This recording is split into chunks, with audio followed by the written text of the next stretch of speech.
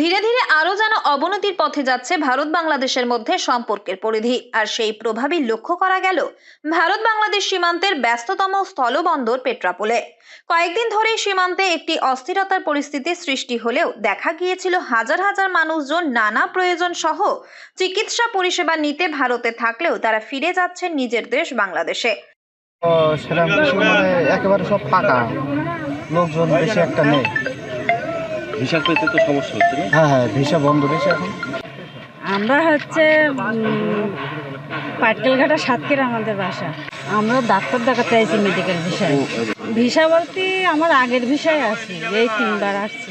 সেটা ঠিক আছে, এখন আমরা তো বাড়িতে বেরোনি পড়ে না, আমরা কর্মজীবী, তো এই জন্যই আর কি বলবো, বেশি কিছু বলতে পারলাম না। পাশাপাশি বাংলাদেশে থাকা ভারতীয় নাগরিকরাও ফিরে আসছিলেন ভারতে, তবে সেই চেনা ব্যস্ততার ছবিও যেন এখন অনেকটাই হারিয়েছে। ফলে ফাঁকা পেট্রাপোল সীমান্ত, যার প্রভাব শুধু যাত্রী পারাপার নয়, পড়েছে সীমান্ত বাণিজ্যেও। এক্সপোর্ট ইম্পোর্ট বন্ধ না থাকলেও তেমনভাবে গাড়ি যাতায়াত করতে দেখা যায়নি এদিন সকাল থেকেই। মুদ্রা বিনিময় কেন্দ্রগুলির ব্যবসায়ীরাও ফাঁকা বসে রয়েছেন স্টলে। যাত্রী না থাকার কারণে মুদ্রা বিনিময় করতেও পারছেন না বলে জানান তারা।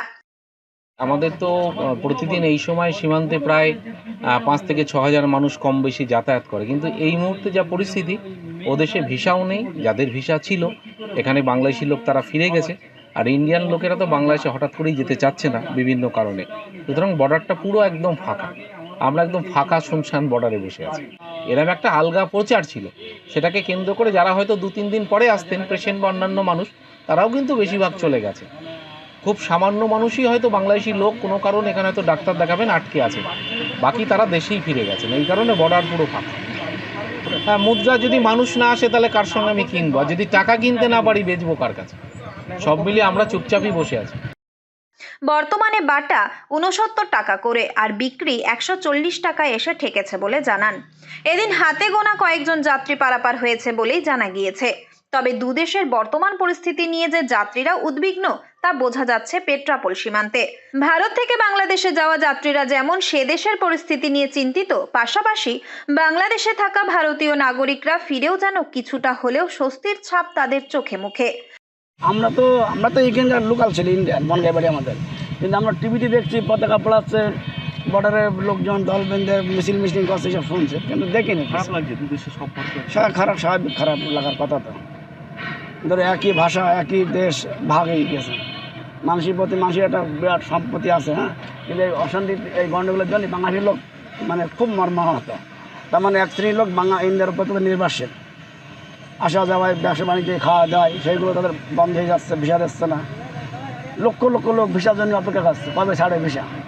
দিন কয়েক ধরে সীমান্ত বন্ধ হয়ে যাওয়া নিয়ে যে বিভ্রান্তি ছড়িয়ে পড়েছে, তেমন কোনো ঘোষণা সরকারের তরফ থেকে করা হয়নি বলেও এদিন জানিয়ে দেন পেট্রাপোল বন্দরের ক্লিয়ারিং ও ফরওয়ার্ডিং এর সম্পাদক কার্তিক চক্রবর্তী। আমাদের এক্সপোর্টার বা ইম্পোর্টারদের মধ্যে যে অস্বস্তি নেই তা না, বাংলাদেশের যে একটা ঘটনা ঘটছে এবং একটা সমস্যা তৈরি হয়েছে, এটা কিন্তু বাস্তব, এটা আমি বিভিন্ন জানতে পারছি।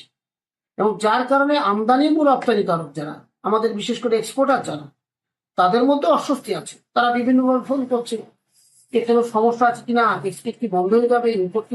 আমাদের কাছে এখনো পর্যন্ত সেরকম কোনো তথ্য নেই। যেখানে ভারত বাংলাদেশ বাস আসছে যাচ্ছে, ভারত এবং বাংলাদেশের বাস আসছে যাচ্ছে, আর গভর্নমেন্ট অফ ইন্ডিয়া বিভিন্ন এজেন্সি এখানে পোস্টিং আছে, তাদের কাছ থেকে কোনো আমরা কিছু পাইনি। তো স্বাভাবিক কারণে এক্সপোর্ট স্বাভাবিক থাকাটা অসুবিধার কিছু করে। তবে পরবর্তীতে দুদেশের সম্পর্ক কোন জায়গায় গিয়ে দাঁড়ায় এখন সেদিকেই তাকিয়ে সকলে। তবে যাত্রী পারাপার না থাকায় এখন ক্ষতির সম্মুখীন সীমান্ত এলাকার ব্যবসায়ীরাও। উত্তর 24 পরগনা থেকে রুদ্র নারায়ণ রায়ের রিপোর্ট, লোকাল 18 বাংলা।